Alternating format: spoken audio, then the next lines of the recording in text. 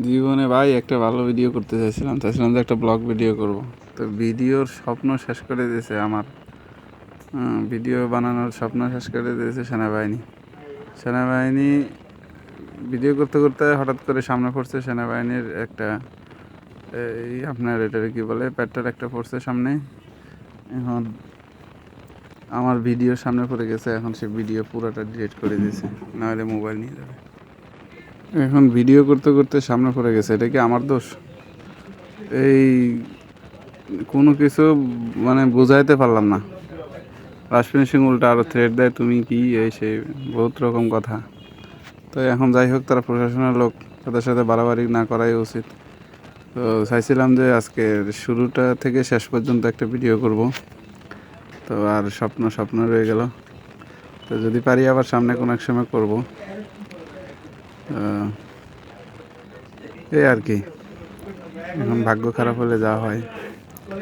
তারপরে আমার first blog করা, তো এই ফার্স্ট ব্লগের ভিতরে যতটুকু পারছি ততটুকু করছি।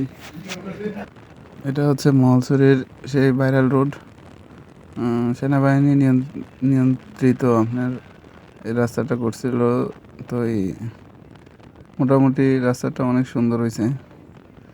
তো আপনার সূর্যের আলোর কারণে ভিডিওটা তেমন একটা ভালো হয় নাই, তারপরেও চেষ্টা করবো সামনের থেকে ভিডিও ভালো করার। তো আপনারা একটু সাপোর্ট দেবেন, আপনাদের ভালোবাসা না পাইলে হয়তো আর ভিডিও হবে না। তো এখানে আবার একটা সেনাবাহিনী ক্যাম্প, এটা হচ্ছে আপনার পঙ্খিমুড়া ক্যাম্প বলে, পঙ্খিমুড়া না সরি দুবনিঘাট ক্যাম্প। এটা মহলছড়ি আন্ডারে নিয়ন্ত্রিত। আর একটু দূরে গেলে আপনার মহলছড়ি আন্ডার শেষ হয়ে যাবে, সিন্দুকছড়ি জোনের ভিতরে পড়বে।